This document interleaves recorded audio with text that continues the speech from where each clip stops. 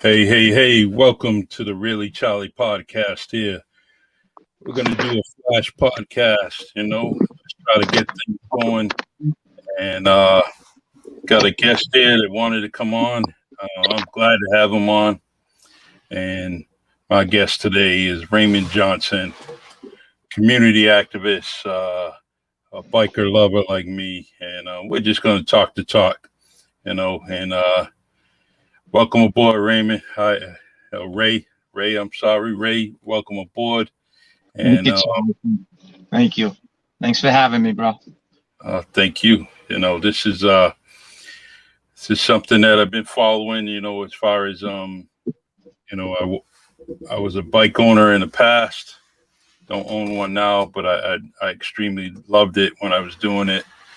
Between my street bike and my quad racer. Definitely, it was good for me. It was good for me to ease my mind, just forget about everything, getting in between those trees and on the little paths and just doing my thing, So, positive release. You need that positive release, It's getting harder to keep it positive. Yeah, it's definitely something that I like seeing. Even when I lived in LA for a little while, it was definitely going down to the racetrack and in Long Beach and seeing the bikes of all sorts. Even around the trails. With the quad races, dune buggies, it had everything. They definitely were strong advocates of bike owners. Yeah, California is a big outdoor recreational state. We used to go out to Playas, out to the desert, and on the weekends, that was a place to be. Mm-hmm. Yeah, it's I riding my quad. I definitely hit a couple of things in the desert, man. It's wide open. You could just let it go. Got to be safe always, that. But So what's new? What's new in your state? What's going on, man? Well, we're trying to push a little bit with the state to get some outdoor recreation, open up some state property. I've been trying to get my property opened up as a rider-driver educational training facility. There's a big need for it here. The whole motorsport community has kind of been left out in the cold. You can buy the equipment right here in Rhode Island, but they expect you to put it on a trailer and ship it to New Hampshire to use it. And it makes no sense. It's more publicized in the city of Providence in Cranston, but you have the same issues in all the local rural communities where, kids just want to go ride their dirt bikes and they want to be able to get someplace and they got to cross a road or they got to get on a trail. It's not legal. And it's got to the point where you can't even ride on private property without somebody complaining. Yeah, exactly. We got to change with time and kind of live harmoniously with everybody else. You got to be respectful for your neighbors, but they also got to respect your rights too. So true. There's a time, there's a set time that you can get things done where you're not bothering anybody. Try to be amenable to if anybody's got anything special going on, so you're not making noise or making issues during the middle of a wedding or a funeral. But it's hard because they kind of cater to a chosen few. Yeah. So, and I mean, if you look at it, it's a family event, and people don't realize that you could definitely have a family event riding your bike. It's all families, that show up. It's mother, father, sister, daughter, a brother, I got one guy that comes. He's got his two kids, his grandkids. His wife brings lunch. They come down, and this is how they spend time making memories. It's not a hobby. It's a sport, but it's not really a hobby. It's a lifestyle, because you can ask most of these people, what are you doing this week? And they're going to tell you, I'm practicing during the week and I'm traveling Friday to go race. Yes. The life is, but even the ones that aren't racing, that just want to come and ride their quad and want to make memories with their family. it's good memories, it's good times, it's good active, good active fun. Get them outside, get them off the computer screen. Physical conditioning just makes you feel good. I was getting ready to say that. It's all the physical condition is people kind of don't even realize that. It's a workout, and it's a good workout. It's what your whole upper body, your lower body, everything. And but the best thing I got about it is I was just out there and I forgot about everything. Everything. Just kind of just riding the quad, just doing what I had to. And my best friend got me involved in it when we were doing it.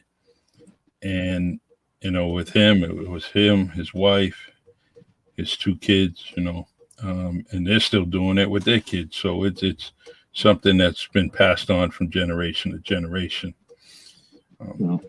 Really good for high stress, somebody in a high stress job, just to, like you say, get on that bike and completely lose yourself. I've had, homicide detectives, and this is the way they cleared their head, was get out here and jump on the bike and clear their head. Yeah. You need that time. You need that mental relax. Yeah. And they want to focus on they want to focus on the incidents, whether it's, a public way but it all goes back to what we're talking about. I can go to the local shop, buy a quad racer, buy a motorcycle, buy whatever it is, and then I get taxed. And I'm not only getting taxed that first time, I'm getting taxed constantly. And so where's all that money going to? And they talk about, it goes to, excise tax, which is for the infrastructure of the towns and cities. And well, why isn't that being applied to, recreational area for my bike, your bike, everybody else's bike? Well, they do. They buy up big tracts of land, and they buy it on the back of conservation. They buy it on the back of conservation and wildlife, preservation. But then what they do is they put, big moratoriums on these areas, and they turn around and build elite estates, and only the elite can enjoy it. Even like the trail systems, you get down in the West Virginia, Kentucky, along that corridor was hurt so bad with when coal mining went out, and the towns were looking for different ways to kind of help their economy. They got into the trail systems where they did these interconnecting trails that went right across the whole state, 400 some miles from county to county to county. And they set it up like New Hampshire, and they made an income, and they made it a tourist attraction. They had a resource and they used it. We have a resource here, but the resource is tied up with, you got interconnecting trails that are specifically for walking, walking trails. You can't use them. You can ride your horse on them. You can ride they even frown on you with a bicycle, but a lot of this stuff is bought on the back of conservation for open conservation and public space, but they segregate who gets to use it. Yeah. It's the story of the USA. It's just crazy. No matter what, there's always some kind of division or some kind of privilege. What I don't understand is that the sensationalization around what's going on in Cranston and Providence. I mean, you have the same thing, like I said, in rural communities, but now they're kind of isolating, the inner city, where they've forced them. They give them no space at all. You can't even ride in your own yard. There's no lot. There's nothing. So, the kids are rebelling. They're making a statement, but they're putting it out there like these are nothing but gangbangers and thugs and not even human beings. And that's not true at all. Those bikes aren't stolen. Most of them are, hardworking individuals that work 2 or 3 jobs, and the only outlet they got is that, little bit of time on that bike. And then they have no space. They don't have a truck. They can't send it to New Hampshire. They can't, trailer it out of town. So they make do, and they run in packs, and, figuring, is there some public safety issues? Yeah, absolutely. There is some disregard for public safety, but when you look at it as a whole, rush hour, commuter rush hour at 8 in the morning and 9 o'clock. It's the same amount of recklessness out on the interstates, but they're not, Mhm. they're not setting up special task force. They're not going out there, confiscating vehicles and smashing them in public display. It's, they're isolating a certain group, in the way I see it is that, they're isolating the brown and the black youth in the city, Yeah. and they're segregating them out. And, it's not right. They got tennis courts, they got basketball courts, they got all kinds of recreation. They include everybody, but they exclude a whole lifestyle. Yeah. I remember talking to Jeremy Costa, and it's not like the bikers. There's a lot of revenue in it, other than the taxes and everything. There's fundraising, there's events that you can have that you know thousands and thousands of people would like to come see the bikers do, put a show on, or basically kind of, even if there was property where you had to get access to it, there would still be something there. We go to different state parks, and they don't have any problem having someone sit in a shack and collect money all day. It's still Right. there. And so There's so much talent right here in New England. There's so much talent right here in Rhode Island, Massachusetts, right in this New England corridor. Not only, in operations, but in research and development. You got that whole, MIT corridor, and people don't realize it, but we're going to go into renewable energy, clean energy. These dirt bikes are going to go quiet. There's all kinds of conversion and entrepreneurships that can be, all developed if it was nurtured. Even as far as Providence and Cranston, they just implemented their new ATV task force. When I first heard that, I was like, okay, good. They're gonna implement a new ATV task force, and they're gonna organize, someplace for these guys to ride, and they're gonna organize these events and harness this talent and start doing some good public relations. No, they're doing just the opposite. They've organized this task force is enforcement, not as incentive. They're not incentivizing these guys to do anything, to participate. They would build a much better community relationship, if they worked with them and they organized together. yeah, it's sad because that the man and women power that they're going to use for that, the training, everything that they're going to use, that they can utilize that in some other ways. Some other, not some other kind, but some other things that constitute a crime. There's things that they can utilize it for. How many times do you turn it on Channel 12 News and someone died, someone got shot, someone got murdered, stabbing, whatever it may be? Let that task force be utilized for things like that, and if that task force was utilized to organize these guys in like they did in California with race legal, they took on the weekends, Friday, Saturday night, the teenage fatality rate was so high with the illegal street racing, and that was a big thing in California. Everybody's a motorhead, especially down in San Diego where the weather's good all the time. So they get out there on a Friday night, they want to race. Well, they had no place to race. So San Diego finally got smart and said, hey, let's get these guys all down at the Coliseum and corral them in there. And they took the police and the public safety officers, and they let them organize the event. And they got these kids going down there, and they compete against each other. So they not only do they build camaraderie, they gain mutual respect. The kids get bragging rights that they went out and raced they raced the police and they won, and they won, gift certificates to put bling in their rides. And, and then when they need a favor in the community, they can reach out and ask, and they're more apt to get cooperation, to get help. It just creates mutual respect. It creates mutual respect. You gotta give respect to get respect, and that's just the way it is. Yeah, so true. There was I'm just thinking of some of the areas you know, through and just within both states, yours and mine, that they can actually utilize. And look at you, you're a property owner, and you're offering your spot.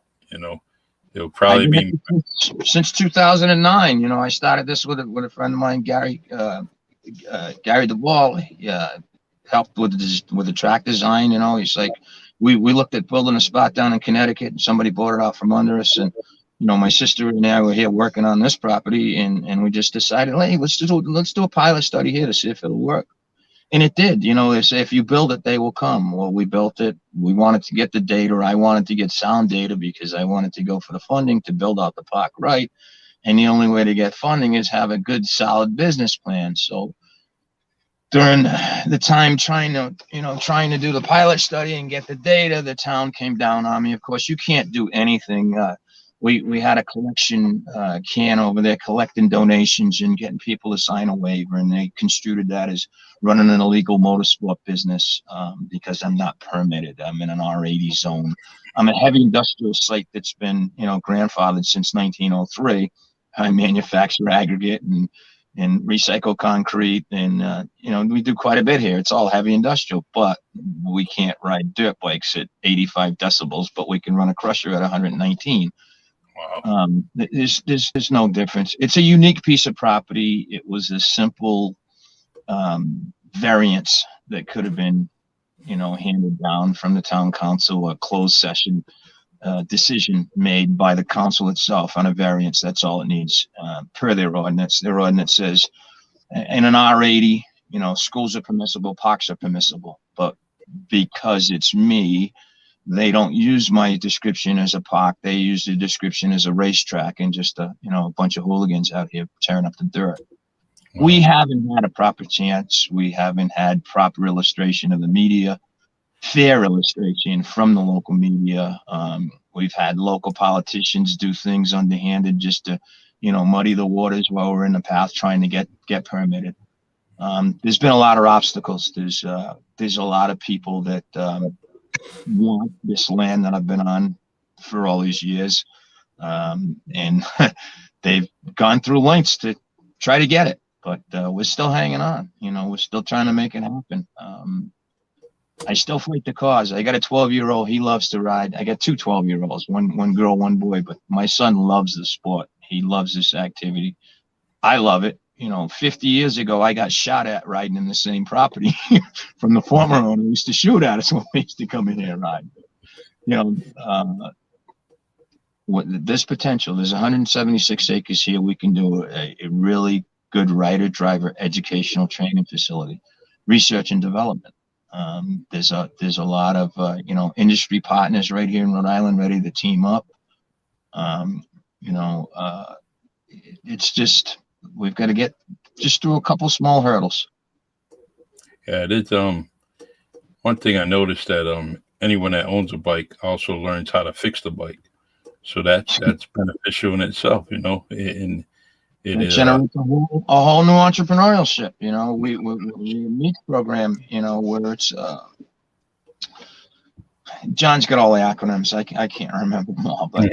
Mm-hmm.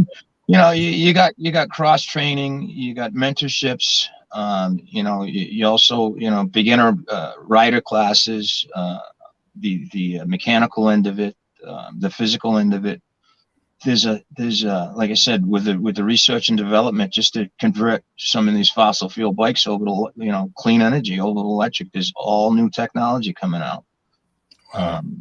That's it's right here at the door. All of this stuff with autonomous vehicles, driverless vehicles, they're looking for test beds.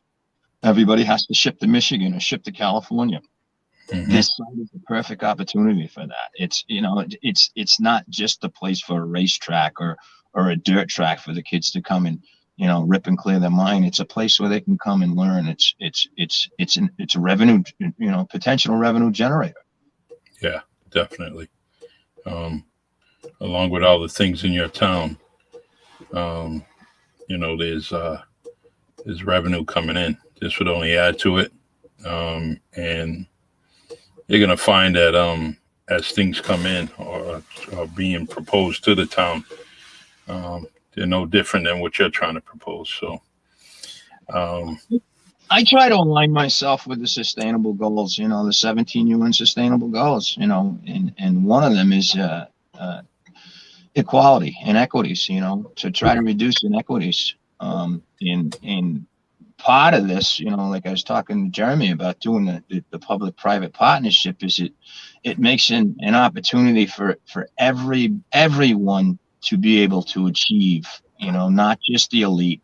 You want to build something that, that's world class, but you want everyone to be able to enjoy it, to afford it. And so true. that's kind of what we want to make it, all achievable for everyone, all reachable. Yeah,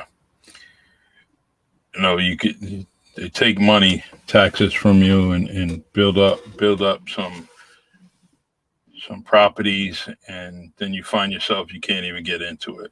You can't get into it, or anybody else in your family can get into that building just because it's made for a certain amount of the population. I remember, like, when we went to Long Beach constantly, and they had all types, cars, bikes, trucks, you name it. If it was on wheels, it was definitely racing out there, and it was very, very, very, very appealing. And not too long ago, a friend of mine took me to the Seekonks racetrack.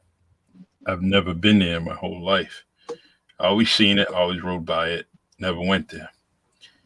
That particular day that I went there, I found out this was something else that I liked. And then all the other things, for all the events, activities that were going on during the races was unbelievable. All right. And they simultaneously run a lot of stuff. Yeah.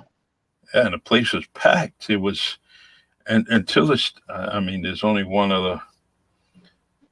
Well, in the past 20, 30 years, the best firework night that I ever seen in my life was at the Seekonk Speedway. Right. It was the best one ever. And it went on for a long, long time. I was like, wow. And this was all for the price of the ticket. You get in there and you sit down and you enjoy it. And then this was just something, an added bonus to it. Everything was there, from EMS, fire, police. They had all kinds of safety precautions. It was definitely something, and it was well worth the money, well worth, and I couldn't believe it. And this is what I see out of the pass and the tracks for the bikers. It's going to be the same type of atmosphere. Same type. You need some entertainment. You need some outlet. You need positive things for people to get into, other than slipping into, dangerous drugs or alcohol. They need something other than just sitting on a computer or going down and hanging at the local bar and spending all their money there. If most of these guys are on the bike, they don't have any money left once they finish with brakes. With some of these race guys, 10, 20 hours, they're tearing that motor down and replacing it. You only get 10, 20 hours, and then you're doing it all over. So I'm telling my son now he's gonna have to learn how to rebuild his motor, and he's gonna have to get another paper out or something, because the way he's going, we'll be able to keep up with him. That's it. Sit on the side of the road, sell some ice water. I had a guest on just a couple of days ago, my friend Gordon, and that's what he was starting. He was selling ice water, and he made some money, and that was at a young age. Ice water, cheeseburger, and all of a sudden he had the thousands that he needed. So. We laughed about that 10, 15 years ago. Who's going to pay for water? You can't get water without paying for it. Yeah. We're paying for water and air. You can't even, you want to go put air in your tank, in your tire, you got to pay for it. I spined up. Water's number one resource in the world, and number two is sand. Wow. You would think it'd be oil, right? No, it's sand.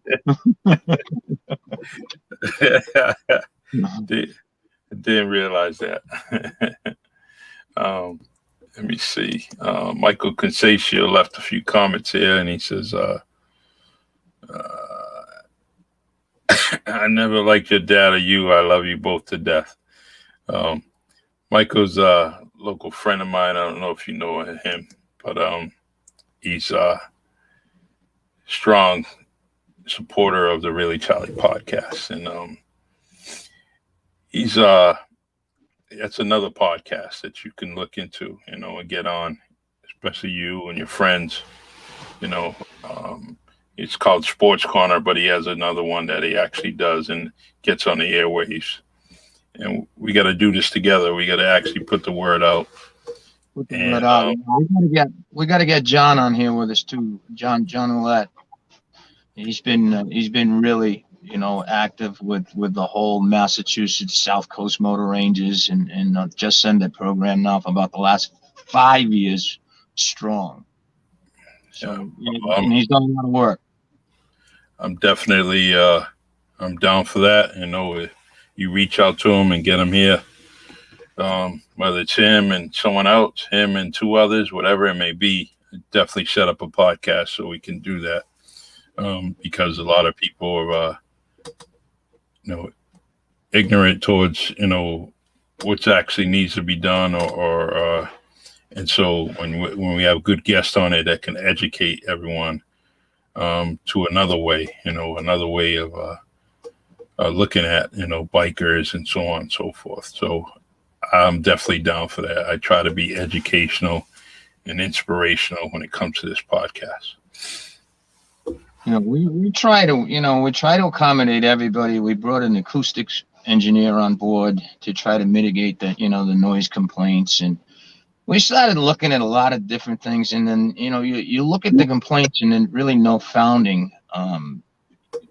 They want you to adhere to a standard that's higher than everybody else's. And it becomes to the point where it's almost harassment, or it's they specifically just sit and target what's going on with you. There can be all kinds of noise going on around in other areas, but they're going to specifically target what you got going on.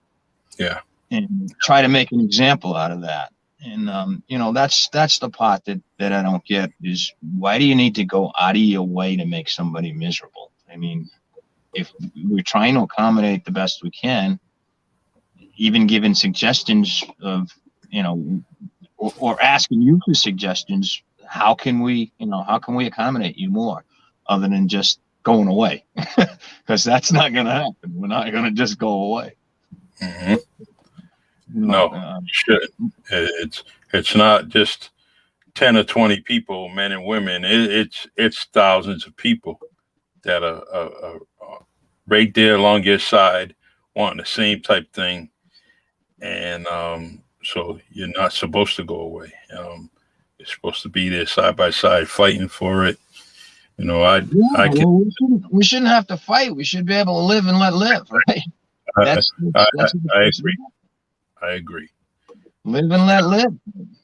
Yeah.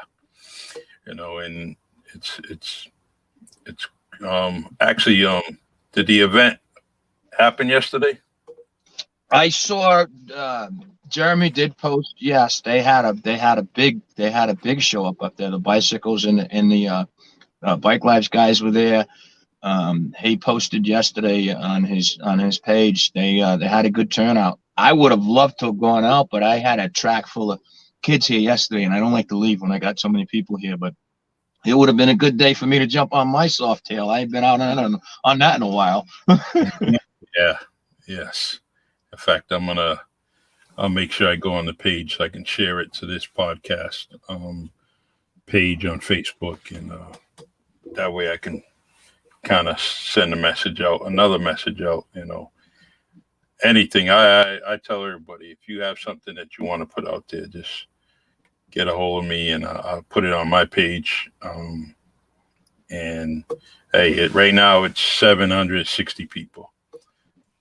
That's 760 people that didn't know, so, and every week it gets bigger and bigger. So, and that's the least I can offer. Well, we appreciate it. We definitely appreciate the notoriety and the recognition. It's like I said, we haven't had, we haven't had a fair shake with the local media. So anything that's, positive that comes out of it is good. Yeah, you think the casino could help you out with that? Well, I thought that we could, actually do a collaboration. This could be a destination site for the casino. You come stay at the casino hotel. Once we get into the motorsport park where you'd have manufactured dealerships, I'd really like to get into the electric bikes, and have them come here and take a riding lesson and get certified and be able to rent an electric bike and do a tour to Newport or do a tour down up the coast or out to the Cape along the coast on a bike ride. There's a lot of things that we can align with. Could be an amenity to the casino. Exactly. You come here, you rent them. I mean, this trail system on the backside of my property connects to Weedamore Woods. Weedamore Woods goes right to the ocean. There's no reason we can't carve out a isolated trail, marked out, designated trail where no one's going to get off of it, no one's going to cause any environmental impact, and have a nice, gradual family cruise down the Secundit Point and back. That's a selling point. The amount of tourists that would show up here to be able to take that ride Exactly. and generate an income for the town. And it's not that it's going to be a traffic burden on the neighborhood. There's not going to be any real big impact. I'm off a main thoroughfare. There's two schools right up the street, a high school and an elementary school. There's parking. We can do shuttle. My driveway is 2,300 feet. Off-street parking, we're not going to be backed out and causing a public safety with parking on, legal parking on the street. So Exactly. everything, I mean, the site is laid out pretty good to accommodate. There's access. You can get emergency vehicles in and out if somebody does get hurt. People come in and they go, oh, we don't want to call the ambulance. No, you're here because if somebody does get hurt, you can call the ambulance and they can get to them. They're not out looking in some trail where someone's hiding or because they don't want to get caught or they don't want to get their bikes confiscated. So, they're out someplace where if they do get in trouble, you can't get to them. So true. Jeremy says it would be as profitable as a New England sports team. So true. Absolutely. With the talent that's around here, yeah. Absolutely. I mean, the right promoter, you can promote multiple functions here. You could do a bike event show. You can do a drifter show. As you get into the evening, you can wind it down a little bit quiet with some soft music. I have on the plan here for an amphitheater, some live entertainment. You set up these small races. I mean, the more you get, it's going to get a little louder, but there's engineering and means that you can put in place to baffle down some of the sound. There's, sound barriers that we can install. There's also noise canceling technology where we can emit an alternate frequency, which will cancel out, the high pitch frequency of a 2-stroke or the rumble of a 4-stroke. There is technology out there. I mean, noise canceling technology has been around for 20 years. Wow. You have to be in a position that you can afford this stuff. And, you can't, they think I'm making money hand over fist with a donation can when we had that going, and it's like, if you don't make somebody pay and you're on the honor system, you may get maybe 25% will donate.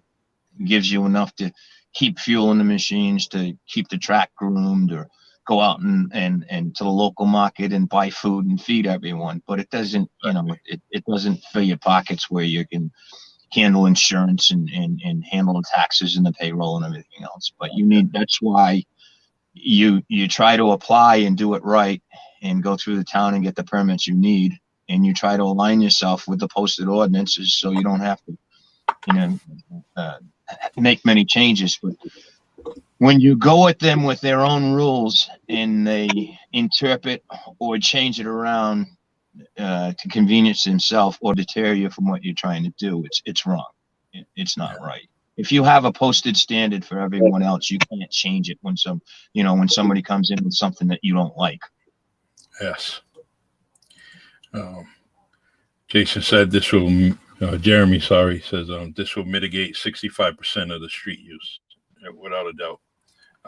Yeah, I think a little bit. I think more than that, because I don't think it's 25%. I don't think it's 35% of the I think it's less than 35% of them will still remain out there. You might see 10, maybe 5.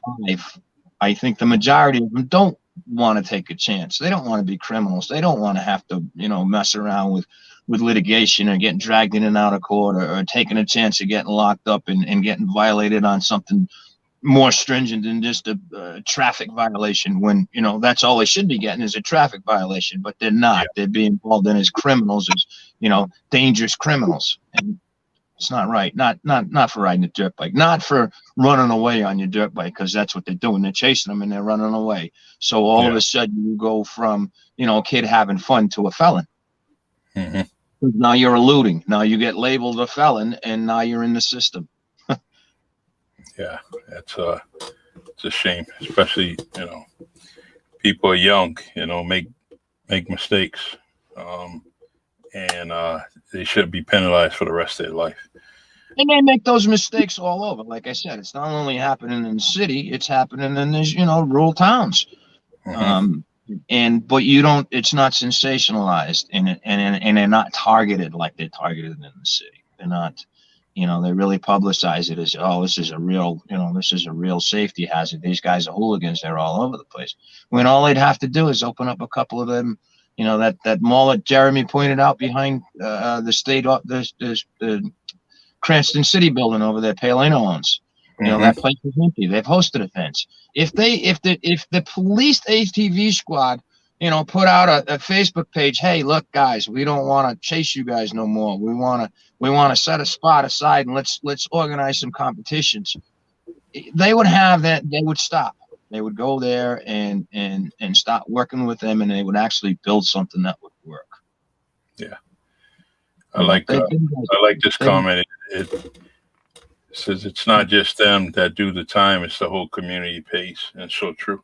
It's whatever kind of judgment you're giving on anybody, there's finances that need to be provided.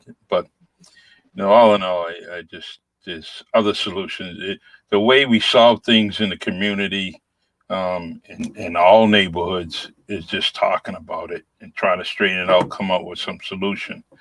It used to be conflict resolution. That's what it used to be. Protect and serve, conflict resolution. Now it's enforcement. When did it become, from protect and serve to conflict to enforcement? Mm-hmm. Yeah. Strictly enforcement. There is, what do they say? Zero tolerance. Well, there's a lot more serious crimes out there than riding a dirt bike that should be zero tolerance. Mm-hmm. I agree. It's but I'm always here for you guys. And I don't think I'll ever own a bike again. But I still love bikes. I love everything about them, and I definitely am. I'm here for you. I'm here for anyone that's trying to push the same type of message. Please, get in touch with me. Feel free, have them get in touch with me, call me, whatever. I don't care what it is. It's I'm into putting on people on the podcast. Thank you again. I'm gonna get with John, and I'll reach out to you again, and we'll set up something. We just about got the business proposal done.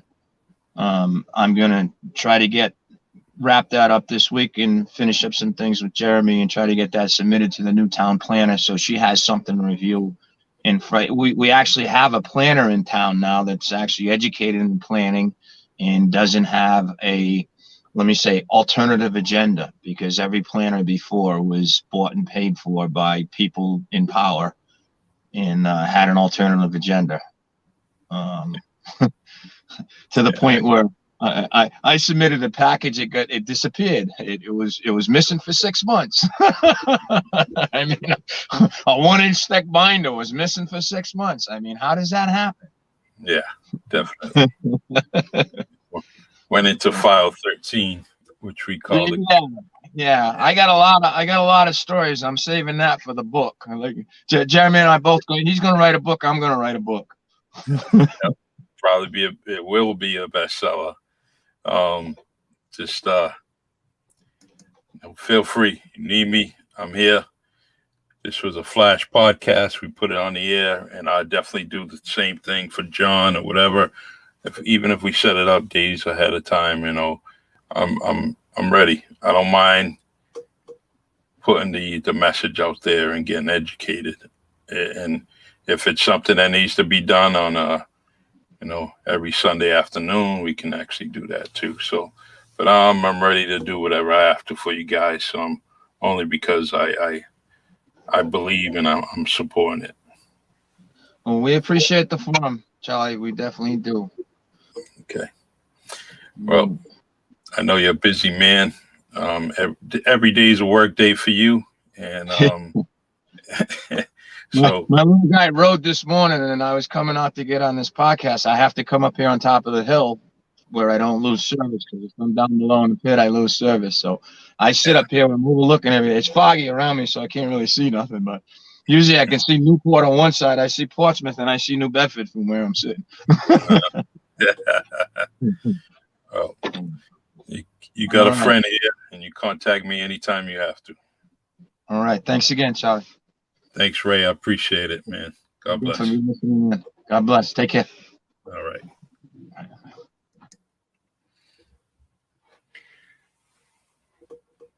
Very nice podcast for you listeners out there and viewers. Definitely happy to do it. And there's another comment here. It says, we'll come back on with a digital version once it's finished. Again, appreciate you and Charlie, Perry, and Raymond. Yes. Jeremy, we appreciate you. You're doing a lot of work. And we appreciate you, what you're doing. So the podcast was just, community people just trying to get what they rightfully deserve. Just trying to find some activity, some recreation to make things a whole lot easier and better and safer for all the communities in general. And I'll get them on here as much as I can. Don't mind talking about it, and hopefully we can just basically get it done. That's the most important thing, to get it done. And they can say no now, but eventually you're gonna have to say yes, because this is thousands and thousands of people that are trying to just ride their bike, quad racer, whatever it may be. They just want to do it, in a safe environment. And the land is there, the grounds are there, and it's not going to upset anybody. You put a certain amount of hours on it, and follow the business plan, which these guys will. They'll follow their business plan. That's good for the town, good for the bikers, and that's it. So, welcome here again to the Really Charlie podcast. And I really, really want to get these stories out. And at 7 p.m., we're going to have my friend Anna on here from Amity Wellness. Definitely a good guest with some great spirit. She'll be on at 7 o'clock. So please come back, tune in at 7 p.m. And we got quite a few good guests this week. So, all the guests are good. All the guests are good. And I can't wait to bring them to you. So tune back in at 7 p.m. And my girl Anna will be on here talking about wellness and good spirit. It's definitely gonna enlighten you guys. Take care. Mask those beautiful faces. Hand sanitize, wash your hands, and stay safe, everybody. See you in a little while. Take care.